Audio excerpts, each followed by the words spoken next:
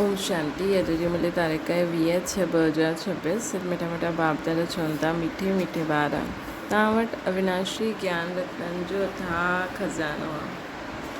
तव्हां हुनजो दान करो।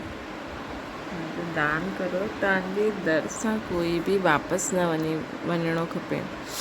प्रश्न: सर्व संबंधनि जी सेक्रेन बाबा पंहिंजे ॿारनि खे कहिड़ी श्रीमत ॾींदा आहिनि?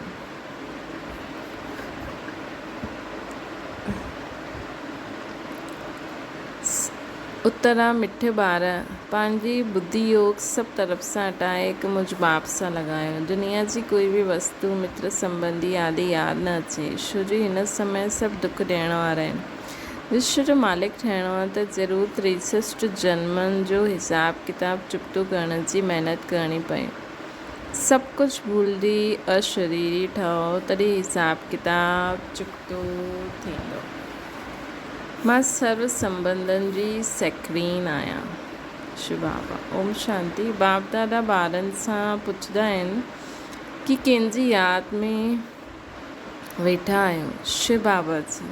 बुलंद आवाज़ में चइणो खपे, शिव बाबा जी यादि में वेठा आहियूं। तव्हां ॿार अर्थात आत्माउनि जो कनेक्शन शिव बाबा सां आहे। तव्हां शिव बाबा जा ठहींदा आहियो त इन्हनि द्वारा, छो जी शिव बाबा इन्हनि जे द्वारा ई मिलंदा आहिनि। ये विच में दलाल बि चइबो। तव्हांजो दलाल सां कोई कनेक्शन न आहे, ये त सिर्फ़ु विच में मार्फत आहे। लेन देन जो हिसाब किताब बाप सां थियणो आहे, इन सां न। इन्हनि जो बि लेन देन बाप सां ई आहे। इहे बि हुन बाप खे चईंदा आहिनि, बाबा मुंहिंजो सभु कुझु तव्हांजो आहे।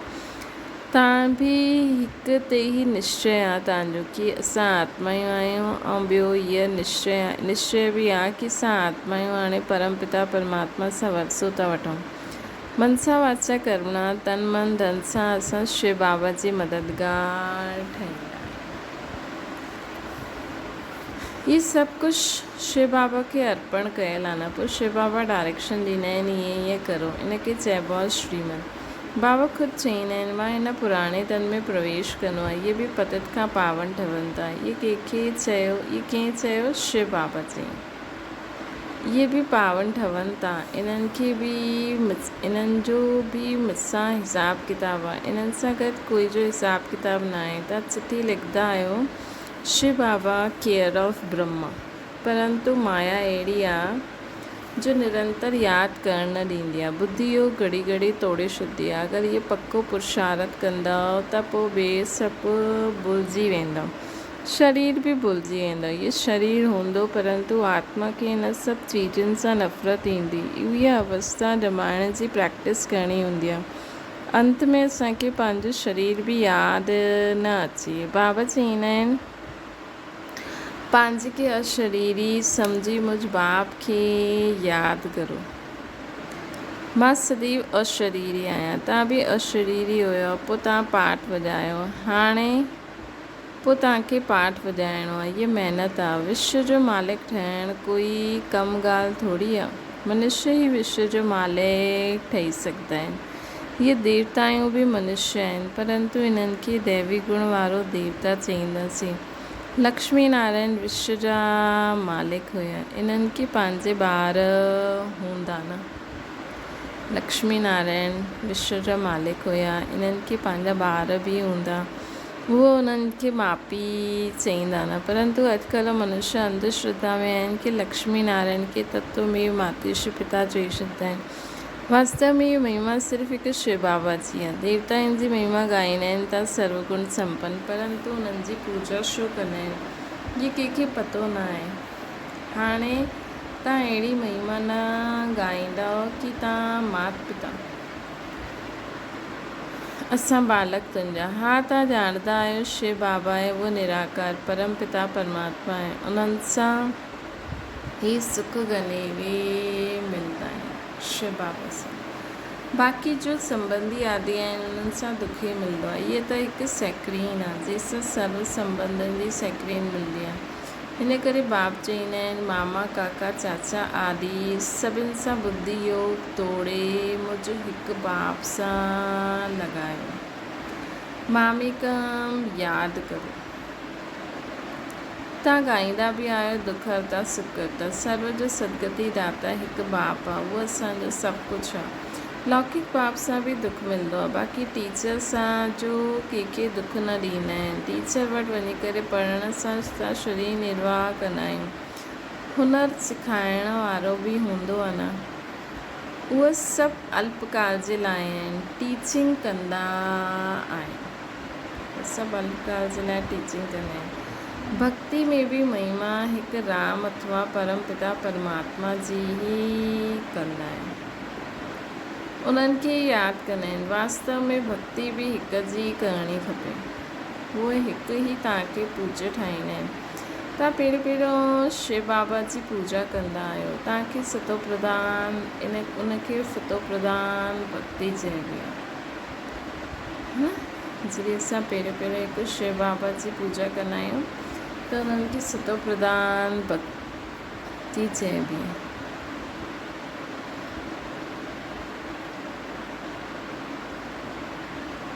पोइ आत्मा बि सतो प्रधान सां सतो रजो तमो ठहींदी आहे। तव्हां सम्झंदा आहियो असां पुजारी ठहींदा आहियूं, तव्हां पहिरियों हिकु शिव जी पूजा कंदा आहियो, पोइ कलायूं कमु थींदी रहंदियूं आहिनि। भक्ति बि सतो प्रधान खां सतो रजो तमो में ईंदी आहे। सॼो ड्रामा में तव्हांजे मथां ई ठहियलु आहे। सॼो ड्रामा सृष्टि ते जो ड्रामा हले थो, उहो हाणे जो संगम युग ते बाबा सां गॾु जीअं बि पाठ वॼायो आहे, हुन अनुसार ई पूरो ड्रामो हलंदो। केॾो वंडरफुल आहे।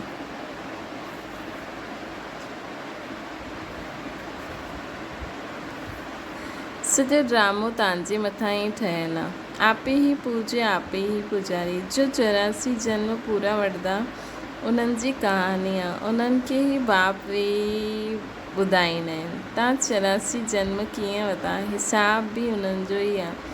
जो पहिरियों पूज्य देवी देवता ठहींदा आहिनि, उहे ई पुजारी ठहींदा आहिनि।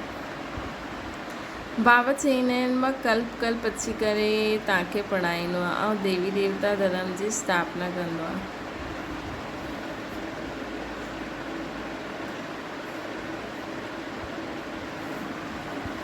राजयोग सेखारींदो आहे। भॻवानु त हिकु ई हूंदो आहे न।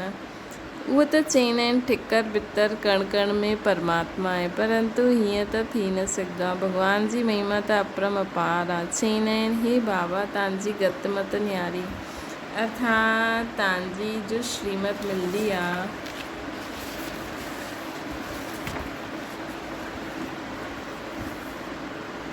उहो सभिनि खां न्यारी आहे। बाप चईंदा आहिनि गति सदगति दाता मां हिकु परम पिता परमात्मा ई आहियां। त बुद्धि मथे वेंदी आहे, दुख जे टाइम उन्हनि जी यादि ईंदी आहे। अगरि राम सीता बुद्धि में हुजनि त पोइ सॼो रामायण बुद्धि में अची वेंदो आहे। तव्हां त पुकारंदा ई आहियो हुन हिकु राम खे, बाप खे। सिवाय बाप जे कोई बि साकारी मनुष्य व आकारी देवता सां बुद्धि न लॻाइणी खपे। बाबा सां बुद्धि लॻाए पोइ दुनियादारी में अचो। पतित पावन आहे ही हिकु बाबा।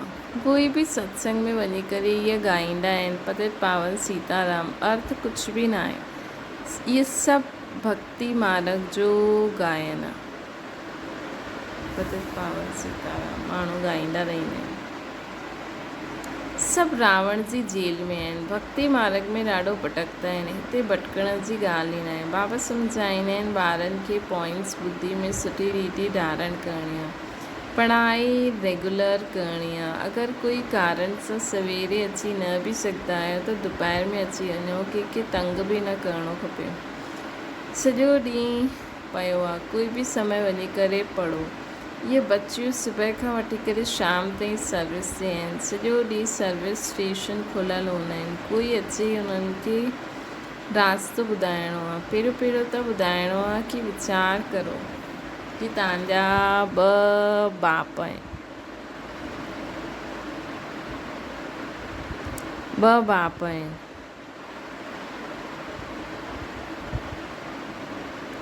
दुख में पारलौकिक बाप की याद कंदा आहिनि। हाणे शिव बाबा चईंदा आहिनि मामेकम यादि करो, मौत बि साम्हूं बीठो आहे। इहा उहा ई महाभारत लड़ाई आहे। भल वॾा पदमपति करोड़पति वॾे वॾे मकान आदि ठाहींदा आहिनि, परंतु उहो रहणो थोरी आहे। इहे सभु त टुटी पवणा आहिनि। उहे सम्झंदा आहिनि कलयुग जी आयु लाखों वर्ष, हिनखे चइबो आहे घोर अंधियारो।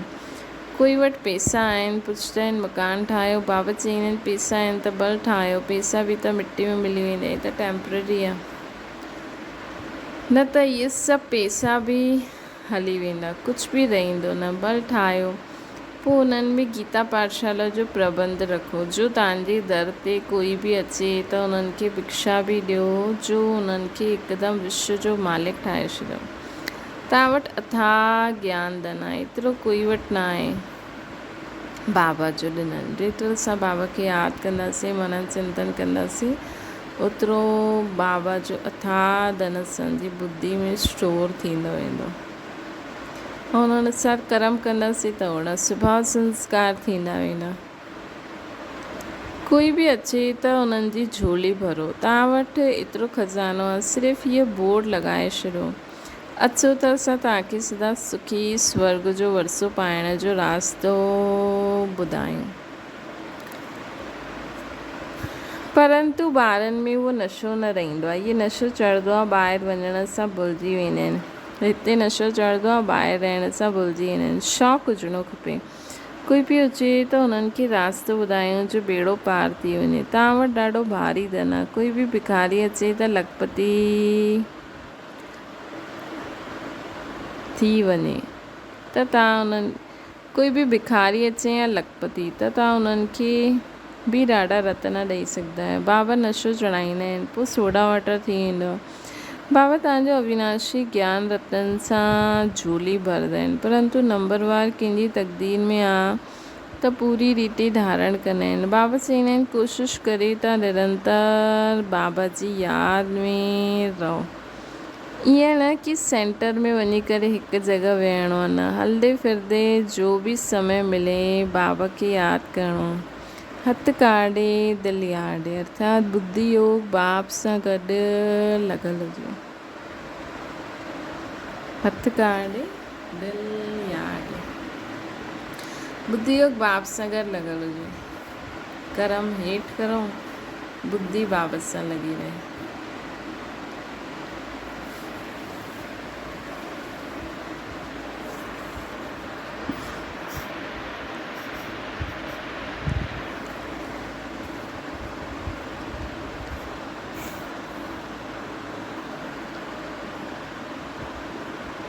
बाबा चवनि था बाप जी यादि सां तव्हांजो कल्याण थींदो। 21 जन्मनि जे लाइ तव्हां साहूकार थी वेंदो। बेहद जो बाप, बेहद जो वरसो।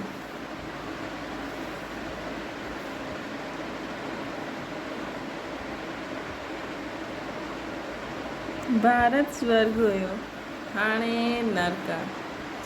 बाप चईंदा आहिनि हाणे मूंखे यादि करो त तव्हांजी आत्मा सिधो प्रधान थी वेंदी। बाबा खे यादि कंदव त नशो चढ़ंदो।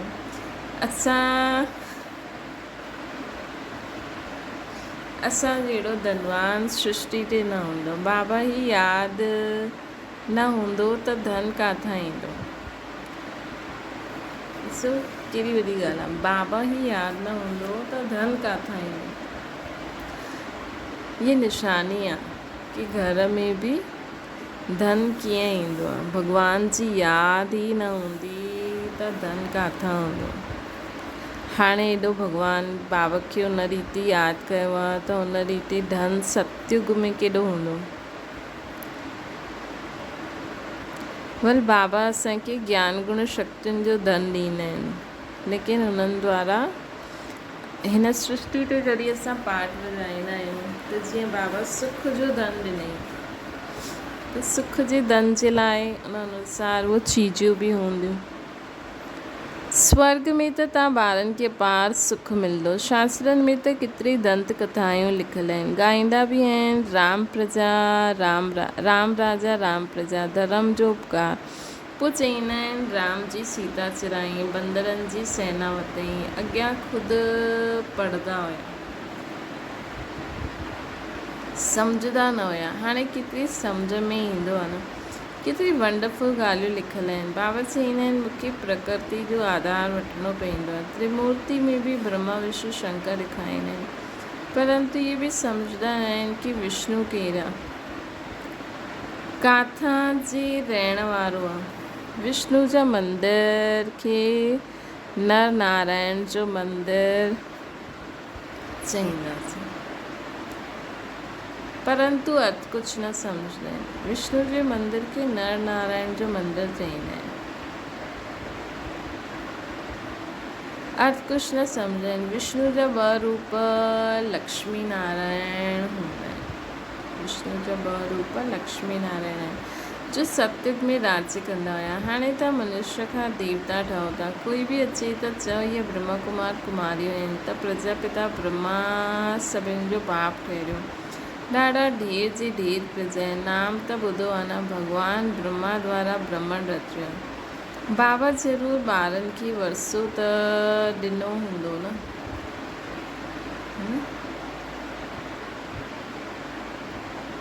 बाप ज़रूरु ॿारनि खे वरसो त ॾिनो हूंदो न। तव्हां ॿारनि खे विश्व जो मालिक ठाहींदा।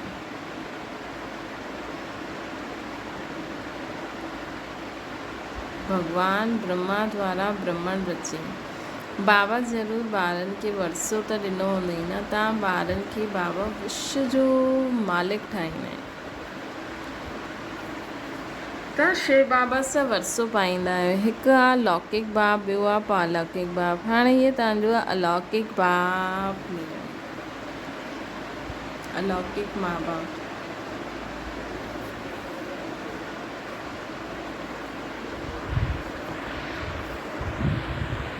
इहे बि जौहरी हुया, इहे थोरी कुझु ॼाणंदा हुया। इन्हनि जे लाइ चईंदा आहिनि कि इन्हनि जे ॾाढे जन्मनि जे अंत जे जन्म जे बि अंत में इन्हनि में प्रवेश कंदो आहे। वानप्रस्थी ठहिण जो रिवाज बि भारत में आहे। 60 वर्ष खां पोइ गुरू वटि हली वेंदा आहिनि, बाबा इन्हनि में प्रवेश कंदा आहिनि। हाणे तव्हांखे घरु हलिणो आहे। मुक्ति सभु चाहींदा आहिनि, परंतु मुक्ति खे ॼाणंदा न आहिनि। ब्रह्म में लीन त कोई न थी सघंदो आहे। इहे त सृष्टि जो चक्कर फिरंदो रहंदो। सभिनि खे पाठ वॼाइणो ई आहे, सभिनि खे पाठ वॼाइणो ई आहे। न मुक्ति मिली सघंदी आहे, न मोक्ष। मोक्ष त हूंदो ई न आहे। चईंदा आहिनि वर्ल्ड जी हिस्ट्री जोग्राफी रिपीट थींदी आहे। इहे अनादि ठहियलु उहो ड्रामो।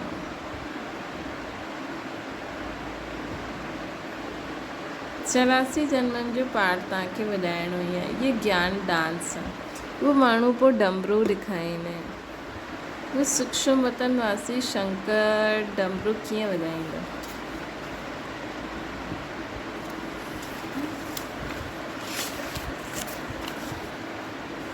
बाबा सम्झायो आहे, तव्हां बंदर मिसल हुया त तव्हां बंदरनि जी सेना वरिती। बाबा तव्हांजे अॻियां बाबा ज्ञान जो डमरू वॼाईंदा आहिनि, तव्हांखे ज्ञान ॾींदा आहिनि। हाणे तव्हांजी सूरत ऐं सीरत ॿई पलटाइनि था। काम चिता ते वेही था कारा थिया आहियो। बाबा पोइ तव्हांखे ज्ञान चिता ते विहारे सूरत ऐं सीरत ॿिन्हिनि खे पलटाए सावरे खां गुरू ठाहींदा आहिनि। ज्ञान चिता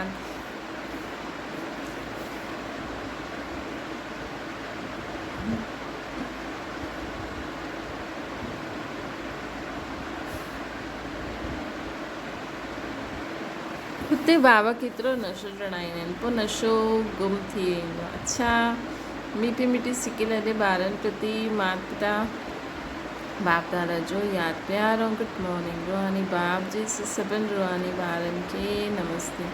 असांजी बि रूहानी माता पिता बाप दादा खे यादि प्यार गुड मॉर्निंग और नमस्ते। धारणा जे लाइ मुख्य सार, बाबा जो था ज्ञान जो धन ॾिनो, हुनखे धारण करे स्वयं बि साहूकार ठहिणो, सभिनि खे दान बि करिणो। जो बि आया उन्हनि जी झोली भरो, ज्ञान रतन सां झोली भरणी आहे। ॿियो आहे बाप जी यादि सां ई कल्याण थियणो आहे। हिन जे लाइ जेतिरो थी सघे हलंदे फिरंदे बाप जी यादि में रहणो आहे। सर्व संबंधनि जी रचना हिकु बाप सां ई वठणी आहे। वरदाना सदा बिज़ी रहण जी विधि द्वारा व्यर्थ संकल्पनि जी कंप्लेन खे समाप्त करण वारा संपूर्ण कर्मातीत संपूर्ण कर्मातीत ठहिण में व्यर्थ संकल्पनि जा तूफ़ान ई विघ्न विझंदा आहिनि। व्यर्थ संकल्पनि जी कंप्लेन खे समाप्त करण लाइ पंहिंजे मन खे हर समय बिज़ी रखो। समय जी बुकिंग करण जो तरीक़ो सीखो। सॼे ॾींहं में मन खे किथे किथे बिज़ी रखणो। ये प्रोग्राम ठाहियो। रोज़ु पंहिंजे मन खे 4 ॻाल्हियुनि में बिज़ी करो। हिकु मिलन, बाबा सां मिलन। ॿियो वर्णन अर्थात सर्विस करणु। टियों मग्न थियणु। फिर चौथों आहे लगन लॻी रहे कि बाबा जो चयो उहो करिणो ई आहे। हिन सां समय सफल थी वेंदो। व्यर्थ जी कंप्लेन समाप्त थी वेंदी। स्लोगन आहे सफलता खे परमात्म बर्थ राइट समझण वारा सदा प्रशंसित रही सघंदा आहिनि। अव्यक्त इशारो। सरलता लाइण जे लाइ सिर्फ़ु हिकु ॻाल्हि ध्यान में ज़रूरु रखणी आहे, पंहिंजी स्तुति जे आधार ते न हुजे। मतिलबु तव्हांजी कोई तारीफ़ करे थो, तव्हांजी कोई निंदा करे थो, हुन अनुसार असांजो मूड न बदिले। कई बार कर्तव्य जे फल जी इच्छा ज़्यादा रखंदा आहिनि। इन करे जॾहिं स्तुति न थींदी आहे त पोइ स्थिति हलचल अची वेंदी आहे। निंदा थींदी आहे त निंदक ठही वेंदा आहिनि। पंहिंजी स्टेज खे छॾे धणी खे बि भुलिजी वेंदा आहिनि। इन करे स्तुति जे आधार सां ते स्थित न रहणो। कोई असांजी निंदा करे, कोई तारीफ़ करे, कोई असांखे सुठो चए, ख़राबु चए, पुछे न पुछे, गारियूं ॾिए, असांजी स्थिति सदा हिकु ॾिस। मां आत्मा बाबा जी संतान आहियां ऐं मूंखे सभिनि खे शुभकामना सभिनि जे लाइ करणी आहे। शुभ चिंतन में रहणो आहे। सर्व जे लाइ शुभ भावना रखणी आहे। सदा ये यादि रहे। अच्छा, ओम शांति। बाबा की याद करो।